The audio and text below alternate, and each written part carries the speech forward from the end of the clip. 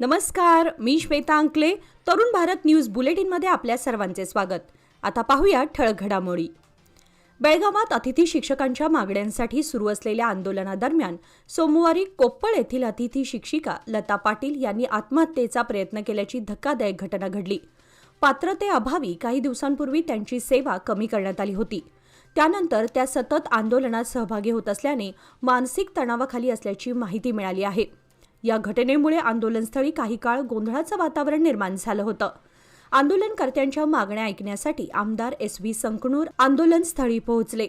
मात्र त्यांना पाहताच संबंधित शिक्षिका संतापल्या आणि मंत्र्यांनाच प्रत्यक्ष पाठवा अशी मागणी त्यांनी केली. आमदारांनी मागण्या मुख्यमंत्र्यांपर्यंत पोहोचवण्याचं आश्वासन दिल्यानंतरही तणाव कमी न होता शिक्षिकेने पेंडॉलमध्ये विष प्राशन करण्याचा प्रयत्न केला. सहकारी शिक्षक आणि पोलिसांनी तत्काळ हस्तक्षेप करून त्यांना थांबवले आणि सुरक्षित स्थळी हलवले. घटनेनंतर पोलीस बंदोबस्त वाढवण्यात आला असून DCP NV भरमणी यांनी घटनास्थळी येऊन आंदोलनकर्त्यांशी संवाद साधत त्यांच्या मागण्या वरिष्ठांकडे पाठवण्याचे आश्वासन दिल्याने परिस्थिती नियंत्रणात आली. बेळगाव शाळा सुधारणा समितीसह जिल्ह्यातील विविध सरकारी शाळांच्या सुधारणा समित्यांच्या पदाधिकाऱ्यांनी राज्यातील मराठी, कन्नड आणि उर्दू माध्यमाच्या शाळांतील वाढत्या समस्यांवर तातडीने उपाययोजना करण्याची मागणी शिक्षण मंत्री मधु बंगारप्पा यांच्याकडे केली. शुक्रवारी हिवाळी अधिवेशनादरम्यान सुवर्ण विधानसौध समोर धरणे आंदोलन करून प्रतिनिधींनी आपले निवेदन मंत्र्यांना सादर केले, ज्यामध्ये शाळा बंद होण्याची वाढती संख्या आणि विद्यार्थी उपस्थितीतील घट याची गंभीर नोंद करण्यात आली. समितीच्या मते योग्य पावले न उचलल्यास पुढील 10 ते 15 वर्षात सरकारी शाळांचे अस्तित्व धोक्यात येऊ शकते आणि गरीब मुलांसाठी शिक्षण परवडणार नाही. CCTV बसवणे, तात्पुरत्या मुख्याध्यापकांच्या शाळेत कायम नियुक्ती करणे, कार्यालयीन कर्मचारी उपलब्ध करणे आणि रिक्त शिक्षक पदांची तातडीने भरती ही समितीच्या प्रमुख मागण्यांमध्ये आहे. सरकारी कर्मचाऱ्यांनी आपल्या मुलांना सरकारी शाळेतच प्रवेश द्यावा, यासाठीही सरकारने ठोस धोरण आणावे अशी समितीची अपेक्षा आहे. चलवेनट्टी शाळा सुधारणा समितीचे अध्यक्ष मनोहर हुंद्रे यांनी मॅग्नेटिक योजनेमुळे ग्रामीण भागातील शाळा बंद होऊन विद्यार्थ्यांचे शैक्षणिक नुकसान होण्याची भीती व्यक्त केली. शुक्रवारी सुवर्ण गार्डन सुवर्णसौध परिसरात पत्रकारांशी बोलताना काँग्रेसचे आमदार लक्ष्मण सवदी यांनी स्पष्ट सांगितले की मुख्यमंत्री किंवा नेतृत्व बदलाबाबत कुणीही कोणतीही टिप्पणी करू नये असा स्पष्ट आदेश काँग्रेस हायकमांडकडून देण्यात आलाय. ते पुढे म्हणाले की भाजपवर टीका करताना उत्तर कर्नाटकाच्या समस्यांवर चर्चा करण्याची भाजपला अजिबात इच्छा नाही. शिवमोग्गा व दक्षिण कर्नाटकातील लोकांना उत्तर कर्नाटकातील जनतेच्या अडचणी आणि गरजांबद्दल काय माहिती आहे असा सवालही त्याने उपस्थित केला. या वक्तव्यानंतर नेतृत्व बदलाच्या चर्चांना ब्रेक लागण्याची शक्यता निर्माण झाली आहे. बेळगाव तालुक्यातील राजहंसगड, नंदीहळ्ळी आणि गर्लगुंजी परिसरात बिबट्याचं दर्शन झाल्यानं नागरिकांमध्ये भीती पसरली आहे. गुरुवारी रात्री राजहंसगड ते नंदीहळ्ळी रस्त्यावर बिबट्या दिसल्याचं रहिवाशांनी सांगितलं. स्थानिकांच्या माहितीप्रमाणे हा बिबट्या सातत्याने परिसरात वावरत असल्याचे दिसते. घनदाट वनराईमुळे बिबट्याचा येथे कायम संचार असतो, तर मोरांची मोठ्या प्रमाणावर उपस्थिती हा बिबट्याचे परिसरात येण्याचे संभाव्य कारण असू शकतं, असे वन अधिकाऱ्यांनी सांगितलं. बिबट्याची माहिती मिळताच बेळगाव आणि खानापूर वन विभागाचे अधिकारी त्वरित घटनास्थळी दाखल झाले आणि पाहणी केली. तथापि बिबट्या खरा आहे की ही अफवा आहे याची शहानिशा सध्या सुरू आहे. बेळगाव तालुक्यातील राजहंसगड, नंदीहळ्ळी आणि गर्लगुंजी परिसरात बिबट्याचं दर्शन झाल्याची माहिती मिळाल्यानंतर नागरिकांमध्ये भीतीचं वातावरण निर्माण झालंय. गुरुवारी रात्री राजहंसगड नंदीहळ्ळी रस्त्यावर बिबट्या दिसल्याचा दावा स्थानिक रहिवाशांनी केला. या घटनेची खातरजमा करण्यासाठी बेळगाव आणि खानापूर वन विभागाचे अधिकारी तात्काळ घटनास्थळी दाखल होऊन परिसराची पाहणी केली.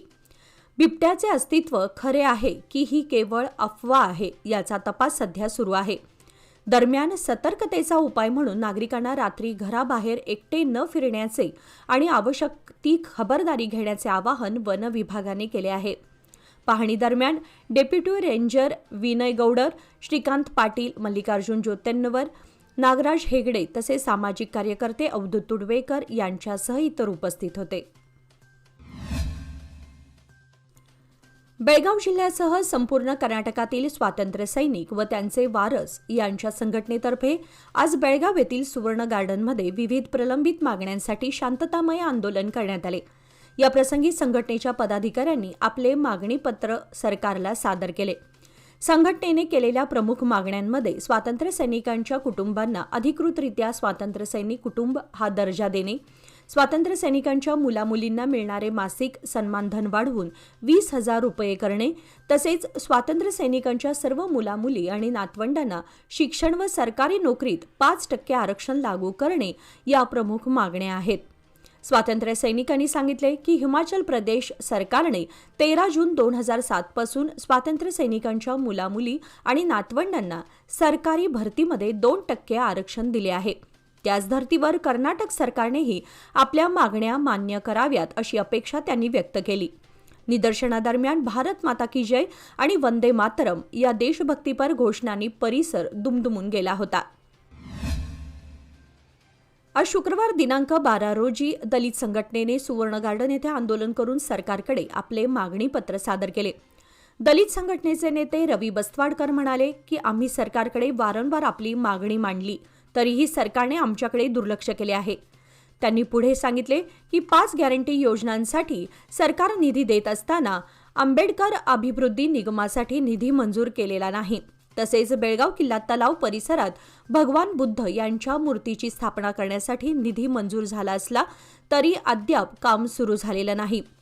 दलित संघटनेने सरकारकडून दलित समाजाच्या प्रकल्पांना प्राधान्य दिलं जात नसल्याची तक्रार केली। रवी बस्तवाडकर यांनी तरुण भारतशी बोलताना म्हटले की जर आमच्या मागण्या मान्य झाल्या नाहीत तर येणाऱ्या निवडणुकीत सरकारला योग्य धडा शिकवला जाईल। संघटनेने या आंदोलनाद्वारे आपली भूमिका ठामपणे मांडल्याचे सांगितले। बेळगाव उर्दू घर समितीतर्फे शुक्रवारी सुवर्ण गार्डन येथे उर्दू भवन उभारणीच्या प्रलंबित मागणीसाठी आंदोलन करण्यात आले। समितीने गेल्या 20 वर्षांपासून या मागणीचा सातत्याने पाठपुरावा केला असून अद्यापही कोणतीही अंमलबजावणी न झाल्याबद्दल आंदोलनकर्त्यांनी तीव्र नाराजी व्यक्त केली। बेळगावमध्ये उर्दू भाषिकांची संख्या मोठी असल्याने सांस्कृतिक आणि शैक्षणिक उपक्रमांसाठी स्वतंत्र उर्दू भवनाची तातडीची गरज आहे असे समितीचे मत आहे। इतकी वर्षे आम्ही शांततेने आंदोलने केली, परंतु आता शांत बसणार नाही। उर्दू भवन मिळाल्याशिवाय आंदोलन थांबणार नाही अशी भूमिका आंदोलनकर्त्यांनी स्पष्ट केली। काँग्रेस सरकार कार्यरत असताना उर्दू भवनाची उभारणी व्हावी अशी अपेक्षा व्यक्त करत समितीचे नेते शरीफ अहमद यांनी तरुण भारतशी बोलताना गेल्या 2 दशकांपासून या मागणीबाबत संघर्ष सुरू असल्याचे सांगितले। त्यांच्या मते आता सरकारने याबाबत ठोस निर्णय घेणे अत्यावश्यक असल्याचे सांगण्यात आले। नदाफ पिंजार संघाच्या संपूर्ण कर्नाटकातील सदस्यांनी आज सुवर्ण गार्डन येथे मोठ्या प्रमाणात आंदोलन केले। संघाच्या म्हणण्यानुसार मागील सरकारने निगम मंडळ स्थापन करून मजुरांची नियुक्ती करण्याचा निर्णय घेतला होता, मात्र तो निर्णय अद्याप लागू करण्यात आलेला नाही। तसेच निगमाला मंजूर करण्यात आलेला निधीही अद्याप वितरित न झाल्याचा आरोप संघाने केला। गेल्या 4 वर्षांपासून त्यांच्या मागण्यांसाठी सातत्याने आंदोलन सुरू असल्याचंही त्यांनी सांगितलं। सरकारने वारंवार दुर्लक्ष केल्यामुळे सरकारला जागे करण्यासाठी तसेच आपला हक्क मिळवण्यासाठी आजचे आंदोलन करण्यात आल्याचे संघाने स्पष्ट केले। मागण्या मान्य न झाल्यास उग्र आंदोलन छेडण्याचा इशाराही संघाच्या वतीने देण्यात आला असून याबाबत रहमान नदाफ यांनी तरुण भारतशी बोलताना माहिती दिली। पुणे बेंगळूर मार्गावरील बंबर्गे भूतरामनहट्टी बेळगाव येथे जैन युवक मंडळाने उभारलेल्या सिद्धायतन वसतिगृह इमारतीचे उद्घाटन धर्मस्थळचे डॉक्टर सुरेंद्र हेगडे यांच्या हस्ते बुधवार दिनांक 10 डिसेंबर रोजी संपन्न झाले। विद्यार्थ्यांच्या नमोकार मंत्र पठणाने कार्यक्रमाची सुरुवात झाली आणि पाहुण्यांचा शाल, हार, फेटा व स्मृतिचिन्ह देऊन सन्मान करण्यात आला। जैन युवक मंडळाने 21 एकर परिसरात शाळा व हॉस्टेलची सुविधा उभारली असून जैन संस्कारांसह दर्जेदार शिक्षण देण्याच्या या उपक्रमाचे डॉक्टर हेगडे यांनी कौतुक केले। मुंबईतील LD शाह परिवाराच्या देणगीमुळे हॉस्टेलचा तळमजला पूर्ण झाला असून त्याला भानुगंगा असे नामकरण देण्यात आले आहे। कार्यक्रमात विनोद दोड्डाणवर व गोपाल जिनगौडा यांचा सत्कार करण्यात आला आणि महिलांसाठीही हॉस्टेल सुरू करण्यास सहाय्य करण्याचे आश्वासन देण्यात आले।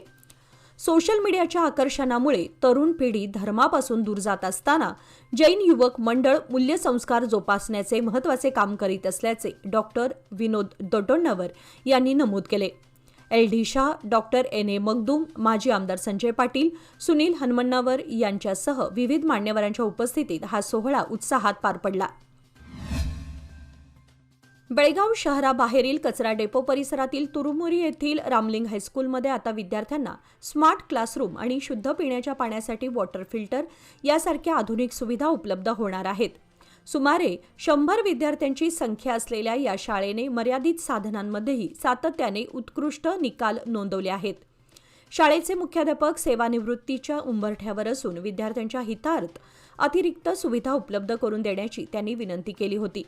या मागणीची दखल घेत अमूल्य बुंद फाउंडेशन, नानावाडी, बेळगाव या संस्थेने पुढाकार घेत स्मार्ट क्लासरूम तसेच वॉटर फिल्टरची सुविधा उभारली आहे. ग्रामीण भागातील विद्यार्थ्यांसाठी हा उपक्रम अत्यंत उपयुक्त ठरणार असल्याची भावना स्थानिकांनी व्यक्त केली आहे. यावेळी अमूल्य बुंद फाउंडेशनच्या आरती भंडारे, सुरेश राजूकर, ग्रामपंचायत सदस्य प्रकाश चळवेटकर, AR Patil, NY Pauskar, MT बेळगावकर, BM Patil, LR कोनेवाडीकर, RI Jadhav, ST गुंशीकर आदी उपस्थित होते. बेळगावातील भुतरामनहट्टी येथील कित्तूराणी चन्नम्मा लघु प्राणी संग्रहालयात लवकरच सरपटणारे प्राणी, सर्प आणि मगरींसाठी विशेष आवार सुरू करण्यात येणार असल्याची माहिती वन, जीवशास्त्र आणि पर्यावरण मंत्री ईश्वर खांडरे यांनी दिली. प्राणी संग्रहालयाला दिलेल्या भेटीदरम्यान त्यांनी सुरू असलेल्या कामांचा आढावा घेतला. मंत्री खांडरे यांनी सांगितले की मगरींसाठी 50 लाख रुपये आणि सरपटणाऱ्या प्राण्यांसाठी 40,80,000 रुपये खर्चून आधुनिक आणि सुरक्षित आवार उभारले जात आहे. या नव्या आवारात लवकरच 2 मगरींसह अजगर, किंग कोब्रा, मण्यार आदी मिळून 12 साप सोडण्यात येणार आहेत. याशिवाय प्राणीप्रेमी आणि पर्यटकांना वन्यजीव, जैवविविधता तसेच प्राणी संग्रहालयाच्या कार्यप्रणालीची माहिती देण्यासाठी प्राणी संग्रहालयात एक लघुपटगृह म्हणजेच मिनी थिएटर उभारण्यात आले असून त्याचे उद्घाटन लवकरच करण्यात येणार आहे. या सर्व नवीन सुविधा सुरू झाल्यानंतर प्राणी संग्रहालय अधिक आकर्षक आणि पर्यटकांसाठी उपयुक्त ठरेल असा विश्वासही मंत्री खांडरे यांनी व्यक्त केला. राज्य सरकारने सर्व आस्थापनांना कन्नड भाषेतील फलक नियमांनुसार लावण्याचे आदेश जारी केले आहेत. मात्र या आदेशाची अंमलबजावणी होत नसल्याची तक्रार आमदार उमाश्री यांनी विधान परिषदेत केली.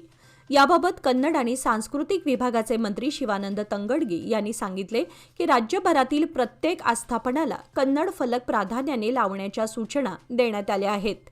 नियमांचे उल्लंघन करणाऱ्यांवर कडक कारवाई होईल आणि आवश्यक असल्यास त्यांचा परवाना रद्द केला जाईल असा इशारा त्यांनी दिला. कन्नड फलकांच्या अंमलबजावणीसाठी टास्क फोर्स नेमण्यात आले असून 8 कार्यालयांची स्थापना देखील करण्यात आली आहे. नियमांचे उल्लंघन केल्यास 5,000 ते 20,000 रुपयांपर्यंत दंड आणि सातत्याने उल्लंघन केल्यास परवाना रद्द करण्याचे आदेश आहेत असे मंत्री तंगडगी यांनी स्पष्ट केले. तथापि या आदेशामुळे राज्याच्या सीमाभागात काही ठिकाणी संताप व्यक्त होत आहे. नातेसंबंध हा जीवनाचा मूलाधार असून घरातील आप्तस्वकीयांपासून ते शेजारी पाजारीपर्यंत जपलेली नाती समाजात विश्वास, एकोपा आणि सहकार वाढवतात. मीरापूर गल्ली शहापूरमधील एक जिवंत परंपरा असून सांस्कृतिक सलोखा, धार्मिक विविधता आणि ऐतिहासिक वारसासाठी प्रसिद्ध आहे. छत्रपती श्री शिवाजी महाराज उद्यानाजवळील ही गल्ली शहापूर खडेबाजार रस्त्याशी जोडलेली असून येथे श्रीराम मंदिर, महादेव मंदिर, दत्त मंदिर तसेच मीरा साहेबांचा दर्गा आहे. या गल्लीतील कौलारू घरे, स्वच्छ विहिरी आणि घरगुती कार्यक्रमांनी सामाजिक सलोखा दृढ केला आहे. गणेशोत्सव, शिवजयंतीसारखे सण आणि मंदिरांमध्ये चालणारे समाज प्रबोधनाचे उपक्रम गल्लीला एक वेगळी ऊर्जा देतात. अशा या सांस्कृतिक आणि ऐतिहासिक वारशाचा जिवंत प्रवास Tarun Bharat digital मीडियावरील YouTube channel तसेच फेसबुक पेजसह दैनिक तरुण भारत वृत्तपत्रातून माझं वेणुग्राम या मालिकेद्वारे उद्या शनिवार दिनांक 13 डिसेंबर रोजी प्रसारित केली जाणार आहे. याची सर्व दर्शक आणि वाचकांनी नोंद घ्यावी असे कळवण्यात आले आहे. याचबरोबर आजचे बातमीपत्र इथे संपले. अधिक माहिती आणि ताज्या घडामोडींसाठी पाहत रहा तरुण भारत न्यूज चॅनेल. तसेच आमच्या चॅनलला लाईक, शेअर आणि सबस्क्राईब करायला विसरू नका. आणि विश्वासार्ह बातम्यांसाठी दररोज वाचा दैनिक तरुण भारत. धन्यवाद.